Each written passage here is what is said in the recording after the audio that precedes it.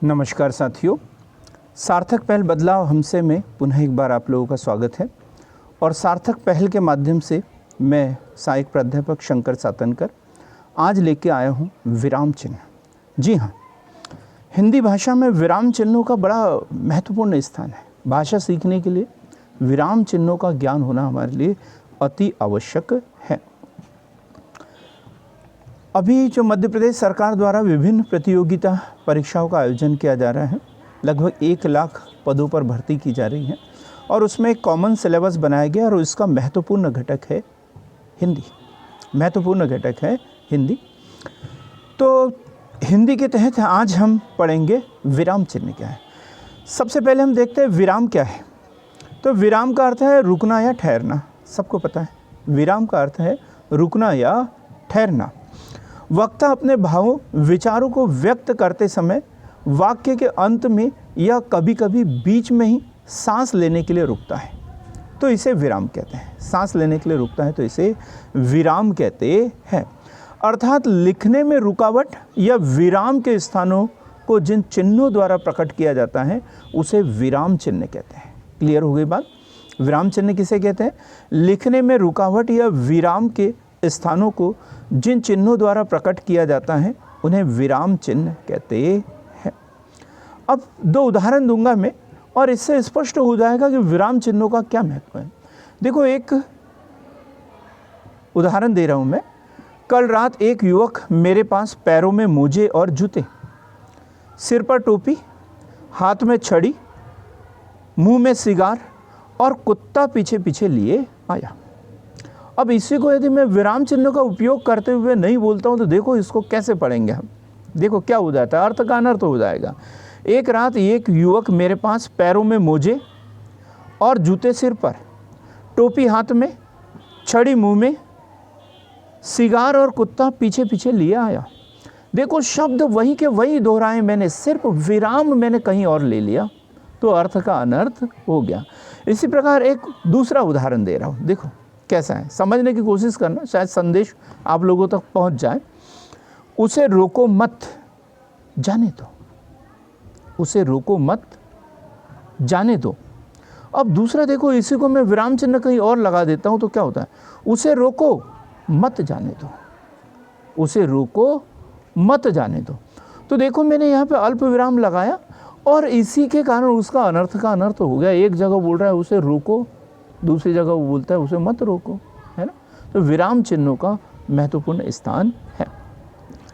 हम हिंदी के विराम चिन्हों की बात करें तो सबसे पहले पाई और 2, है ना, एक डंडा और फिर 2 डंडे, जिसे 2 पाई कहते थे, इसका प्रयोग किया जाता था। आपने चौपाई वगैरह देखी होगी तो उसमें यही चिन्ह हमें देखने को मिलते हैं।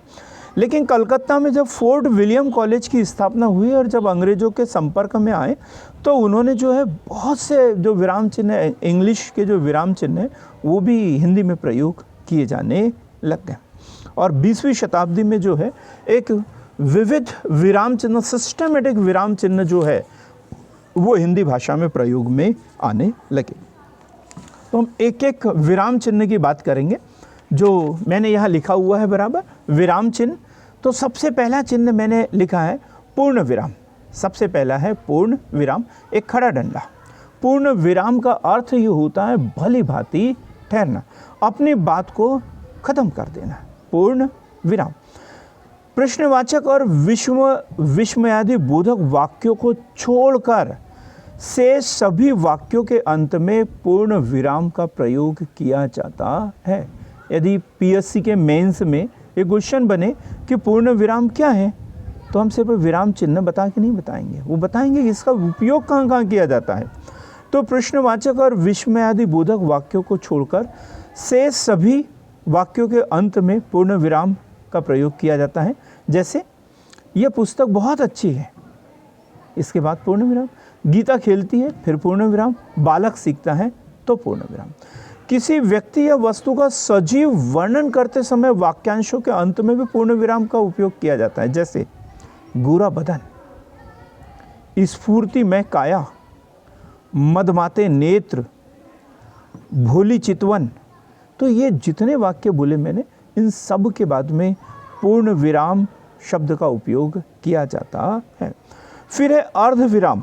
अर्धविराम, अर्धविराम। तो अर्धविराम का अर्थ है आधा विराम। जहाँ पूर्ण विराम की तुलना में हमें कम रुकना होता है, वहाँ अर्धविराम का प्रयोग किया जाता है। तो इसका उपयोग संयुक्त वाक्य के मुख्य उपवाक्यों में परस्पर विशेष संबंध नहीं होता है, तो वहाँ पर अर्धविराम का उपयोग किया जाता है। जैसे एक उदाहरण दे रहा हूँ मैं, उसने अपने माल को बचाने के लिए अनेक उपाय किए परंतु वे सब निष्फल हुए। क्या उदाहरण क्या बताया मैंने? उसने अपने माल को बचाने के लिए अनेक उपाय किए परंतु वे सब निष्फल हुए। तो परंतु के पहले जो है वो यहाँ पे अर्धविराम लगा है। एक और देखें, वाक्य देखें, जब मेरे पास रुपए होंगे तब मैं आपकी सहायता करूँगा। ये मिश्र वाक्य है। जब मेरे पास रुपए होंगे तब मैं आपकी सहायता करूँगा। तो यह क्या है, दो मिश्र वाक्यों में जब एक प्रधान वाक्य होता है तो उसके बाद में भी अर्धविराम का उपयोग किया जाता है। तो संयुक्त वाक्य और मिश्र वाक्य, इनमें क्या है, अर्धविराम का उपयोग किया जाता है। इसके बाद देखिए हम अल्प विराम। अर्धविराम के ऊपर से बिंदी जब हम हटा देते हैं तो वो क्या बन जाएगा, अल्प विराम। तो अल्प विराम का अर्थ है न्यून ठहराव, न्यून ठहराव। अर्ध विराम से भी कम यदि कहीं पर रुकना हो तो वहाँ पर अल्प विराम शब्द का उपयोग किया जाएगा। वाक्य में जहाँ बहुत ही कम ठहराव होता है तो वहाँ अल्प विराम चिन्ह का प्रयोग किया जाता है।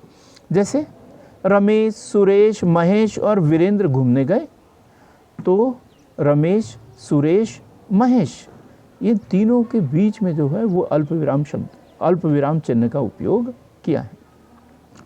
जहाँ भावातिरेक के कारण शब्दों की पुनरावृत्ति हो तब अल्प विराम का उपयोग किया जाएगा। जैसे सुनो सुनो, ध्यान से सुनो, कोई गा रहा है। सुनो सुनो, ध्यान से सुनो, कोई गा रहा है। तो यहाँ पे सुनो, सुनो और ध्यान से सुनो, इनके बीच में अल्प विराम का प्रयोग करेंगे। संबोधन के समय जिनको संबोधित किया जाता है तो वहाँ पर भी अल्प विराम। जैसे मोहन तुम यही ठहरो, मोहन तुम यही ठहरो। तो मोहन जैसे ही बोला उसके बाद अल्प विराम लगेगा। ठीक, बात क्लियर हो गई। अल्प विराम शब्द का उपयोग कहाँ कहाँ किया जाएगा? जहाँ कई तरह के, एक ही तरह के कई शब्द वाक्यांश में आते हैं तो उनके बीच में, जैसे सुरेश, रमेश, महेश और वीरेंद्र घूमने गए। ठीक, जहाँ भावातिरेक के कारण शब्दों की पुनरावृत्ति हो, जैसे सुनो सुनो, ध्यान से सुनो। संबोधन करते समय जैसे वीरेंद्र तुम यही ठहरो। जब हाँ अथवा नहीं को शेष वाक्य से पृथक किया जाता है तो वहाँ पे अल्प विराम, जैसे हाँ, हाँ मैं कविता करूँगा, हाँ मैं गाना गाऊँगा, हाँ मैं आज स्कूल जाऊँगा, तो यहाँ पर भी अल्प विराम शब्द का प्रयोग किया जाता है। इसके बाद है प्रश्नवाचक चिन्ह। ये बहुत अधिक उपयोग में आता है, प्रश्नवाचक चिन्ह। जो प्रश्नवाचक चिन्ह का प्रयोग प्रश्नवाचक वाक्य के अंत में किया जाता है। बड़ा सरल है।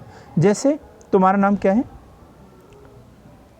तुम कहाँ रहते हो, मैं यह नहीं जानता कि मैं क्या चाहता हूँ। जहाँ पर भी हम कुछ जानकारी पूछना चाहते हैं, प्रश्न कर रहे हैं, वहाँ प्रश्नवाचक चिन्ह का उपयोग किया जाता है। फिर है विस्मयादि बोधक चिन्ह। विस्मयादि बोधक चिन्ह 5वें नंबर पे दिख रहा होगा, विस्मयादि बोधक चिन्ह, उसके बाद में उसका चिन्ह भी है। तो विस्मयादि बोधक चिन्ह का प्रयोग हर्ष, घृणा, आश्चर्य आदि भाव को व्यक्त करने के लिए इस चिन्ह का उपयोग किया जाता है। अरे वह उत्तीर्ण हो गया, तो अरे के बाद विस्मयादि बोधक चिन्ह आएगा। अरे वह अनुत्तीर्ण हो गया, तो अरे के बाद विस्मयादि बोधक चिन्ह। वह तुम धन्य हो, वहाँ के बाद में विस्मयादि बोधक चिन्ह। जब वाक्य खत्म हो गया वहाँ तो पूर्ण विराम आएगा, पूर्ण विराम आएगा। लेकिन जो शब्द हमने अरे, वाह, हे भगवान, वाह वाह, ये जो शब्द हैं, कहीं व्यंग कर रहे हो, विनय कर रहे हो, उपहास उड़ा रहे हो, तो वहाँ सभी जगह जो है वो विस्मयादि बोधक चिन्ह का उपयोग किया जाता है। अब है उद्धरण चिन्ह का प्रयोग। इन्वर्टेड कॉमा में लिखना, सिंगल या डबल। तो उद्धरण चिन्ह दो प्रकार के होते हैं। इकहरे उद्धरण चिन्ह जो हमने बाद में लिखा है, और दोहरे विद्वरण चिन्ह जो हमने पहले लिखा हुआ है। किसी लेख, कविता, पुस्तक इत्यादि का शीर्षक लिखने में इकहरे उदाहरण चिन्ह का प्रयोग किया जाता है। देखो, इकहरे का उपयोग कहाँ करना है? जब किसी लेख, कविता, पुस्तक इत्यादि का शीर्षक लिखना हो तो वहाँ पर सिंगल या इकहरे उदाहरण चिन्ह का प्रयोग किया जाएगा। जैसे मैंने तुलसीदास जी का रामचरितमानस पढ़ा है, तो रामचरितमानस की जब हम बात करेंगे तो वहाँ पे सिंगल या इकहरे उदाहरण चिन्ह का प्रयोग करते हैं। ठीक।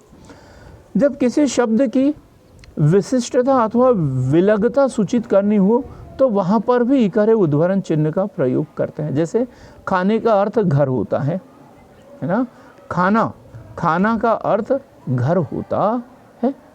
गरीब खाना, जैसे गरीब खाना बोला तो वहाँ पे हम खाना बता रहे हैं तो उसका अर्थ क्या है? घर। तो घर शब्द को हम सिंगल या इकहरे उदाहरण चिन्ह के माध्यम से बताएंगे। अब दोहरा उदाहरण चिन्ह कहाँ प्रयोग किया जाता है? तो एक उदाहरण दे रहा हूँ। डॉक्टर वर्मा ने कहा, निराला जी की कविता वह तोड़ती पत्थर बड़ी मार्मिक है। क्या? डॉक्टर वर्मा ने कहा, निराला जी की कविता वह तोड़ती पत्थर बड़ी मार्मिक है। तो जब किसी का कथन बोल रहे हो तो उसे दोहरे उदाहरण चिन्ह के द्वारा, तो जैसे डॉक्टर वर्मा ने कहा और फिर दोहरा उदाहरण चिन्ह लगाकर लिखेंगे, निराला जी की कविता वह तोड़ती पत्थर बड़ी मार्मिक है, और अंत में उदाहरण चिन्ह खत्म हो जाएगा। ठीक। वह तोड़ती पत्थर ये किसी कविता का नाम है तो ये सिंगल उदाहरण चिन्ह में आएगा, वह तोड़ती पत्थर। जब किसी कथन को जैसा का तैसा उद्धृत करना हो तब दोहरे उदाहरण चिन्ह का प्रयोग किया जाता है। जैसे सरदार पूर्ण सिंह का कथन, हल चलाने वाले और भेड़ चराने वाले स्वभाव से ही साधु होते हैं। तो जब वाक्य शुरू होता है तब उदाहरण चिन्ह, और पूर्ण विराम लगने के बाद में उदाहरण चिन्ह लगाया जाता है। कभी लोग गलती कर देते हैं, जब उदाहरण चिन्ह लगाते हैं तो वाक्य खत्म होने पर पूर्ण विराम नहीं लगाते हैं, तो हमें पूर्ण विराम लगाना है, उसके बाद में उदाहरण चिन्ह से उसे बंद करना है। फिर 8वें नंबर पे हमने लिखा है निर्देशिका या रेखिका। निर्देशिका या रेखिका, निर्देशक या रेखिका का प्रयोग निम्नलिखित स्थितियों में करते हैं।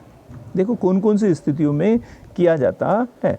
जैसे उदाहरण चिन्ह के पहले, उदाहरण चिन्ह के पहले अभी हमने देखा उदाहरण चिन्ह, तो हम जैसे एक है तुलसीदास ने कहा, फिर ये रेखिका निर्देशिका आएगा और फिर लिखेंगे परहिस सरिस धर्म नहीं भाई। तो परहिस सरिस धर्म नहीं भाई, ये तुलसीदास जी का कथन है, तो ये तो उदाहरण चिन्ह में रहेगा, लेकिन उदाहरण चिन्ह से पहले क्या लिखेंगे हम? निर्देशिका या रेखिका। ठीक है।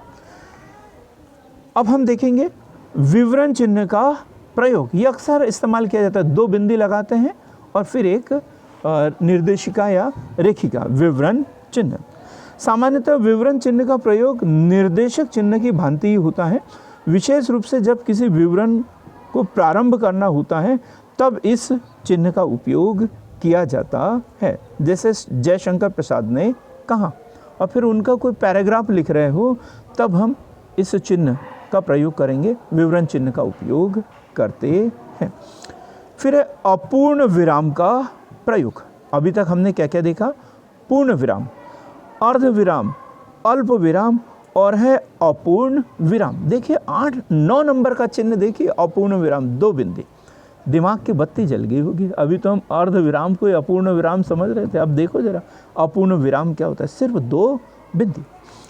अपूर्ण विराम चिन्ह विसर्ग की तरह 2 बिंदुओं के रूप में होता है, इसलिए कभी कभी विसर्ग का भ्रम होता है, फलतः इसका प्रयोग कम होता है। अपूर्ण विराम का स्वतंत्र प्रयोग किसी शीर्षक को उसी के आगे स्पष्ट करने में होता है। जैसे कोई शीर्षक है, जैसे कामायनी एक अध्ययन, तो कामायनी के बाद में अपूर्ण विराम का प्रयोग होगा और फिर लिखेंगे एक अध्ययन। जैसे एक फिल्म का नाम था गदर, एक प्रेम कथा, तो गदर के बाद में अपूर्ण विराम और उसके बाद में एक प्रेम कथा। ठीक। फिर है योजक चिन्ह। योजक चिन्ह, योजक चिन्ह का प्रयोग किन परिस्थितियों में किया जाता है? तो 2 विलोम शब्दों के बीच में योजक चिन्ह जोड़ने के लिए शब्द योजक, 2 विलोम शब्दों के बीच में, जैसे रात दिन अपयश, यश अपयश, आना जाना। तो इन चिन्हों के बीच में जो है विराम चिन्ह के रूप में योजक चिन्ह का प्रयोग किया जाएगा। फिर है द्वंद्व समास के जितने भी उदाहरण हैं उनके बीच में योजक चिन्ह का प्रयोग किया जाता है।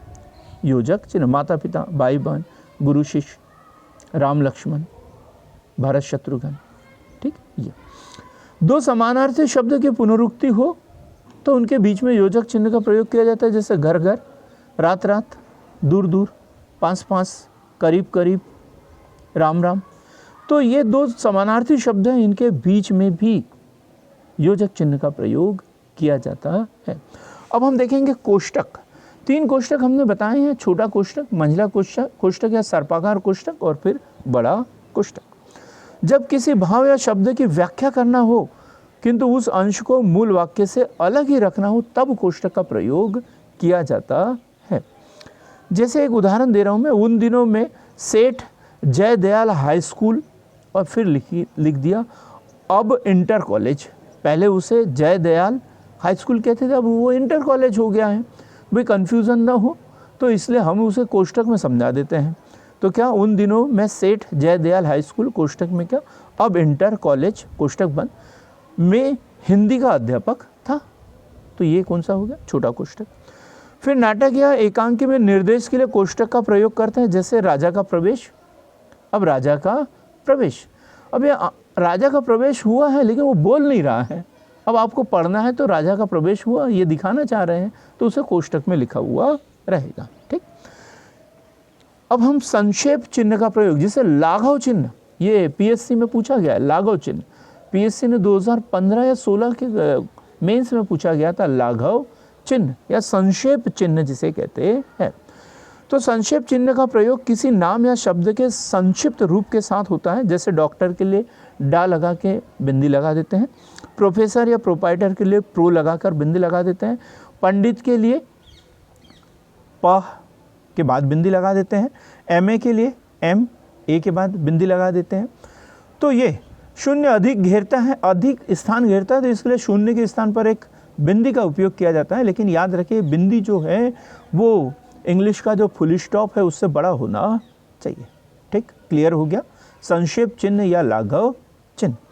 इसके बाद है लोप सूचक चिन्ह का प्रयोग। लोप सूचक चिन्ह का प्रयोग तो क्या है, जब किसी अवतरण का पूरा उदाहरण न देकर कुछ अंश छोड़ दिया जाता है तब लोप सूचक चिन्ह का प्रयोग किया जाता है। जैसे नवल किशोर, नवल नागरिया। फिर उनके बीच में 4 लाइन के लिए ये जो चिन्ह हमने लगाए प्लस इंटू वाले ऐसा लगा देंगे और फिर लिख देंगे मरकत मणि कंचन की जरिया। अर्थात ये बताना चाह रहा है कि ये सर्वविदित है, सबको पता है, इसलिए हम इसका बार बार रिवीजन नहीं करेंगे, दोहराएंगे नहीं। तो लोप सूचक चिन्ह। फिर है प्रतिशत। 100 संख्या के अंतर्गत जिस संख्या का प्रदर्शित करना होता है उसके आगे प्रतिशत चिन्ह का प्रयोग किया जाता है। जैसे सभा में 25% स्त्रियां थी, तो 100 थी तो 100 में से 25 आई है, 25 नहीं, 75 नहीं, 30% छूट के साथ पुस्तक की 50 प्रतियां बेचते, तो ये प्रतिशत चिन्ह। और अंत में है समानता सूचक चिन्ह का प्रयोग, जो बराबरी जिसे कहते हैं, तो ये अक्सर सभी बच्चे जानते हैं इसे, समानता सूचक चिन्ह। तो किसी शब्द का अर्थ अथवा भाषा के व्याकरणीकरण विश्लेषण में समानता सूचक चिन्ह का प्रयोग किया जाता है। जैसे कृतज्ञ और बराबरी का चिन्ह लगा के लिखेंगे उपकार न मानने वाला। फिर कृतज्ञ उपकार को मानने वाला। तपाधन वन बराबर तपोवन। पुनः धन जन्म पुनर्जन्म। संधि विच्छेद वगैरह अर्थ बता रहे हो तब ये बराबरी का चिन्ह का उपयोग किया जाता है। तो मित्रों आज हमने जो है सार्थक पहल के माध्यम से विभिन्न जो चिन्ह है विराम चिन्हों को पढ़ने की कोशिश की है और मुझे आशा है कि मैं अपना संदेश आप लोगों तक पहुंचाने में सफल रहा होगा। तो इसी तरीके से नई नई जानकारी प्राप्त करने के लिए सार्थक पहल के साथ में जुड़िए, सार्थक पहल का हिस्सा बनिए। सार्थक पहल एक ऐसा संस्थान है जो MPPSC, IAS एवं विभिन्न प्रतियोगी परीक्षाओं की जो तैयारी है ऑनलाइन ऑफलाइन मोड में निःशुल्क करवाता है। मित्रों, यदि ये वीडियो अच्छा लगा तो इसे लाइक कीजिए, शेयर कीजिए, सब्सक्राइब कीजिए। कुछ कमियां रही हो तो मुझे कमेंट करके बताइए ताकि मैं अपने आप में सुधार कर सकूं। बहुत बहुत धन्यवाद।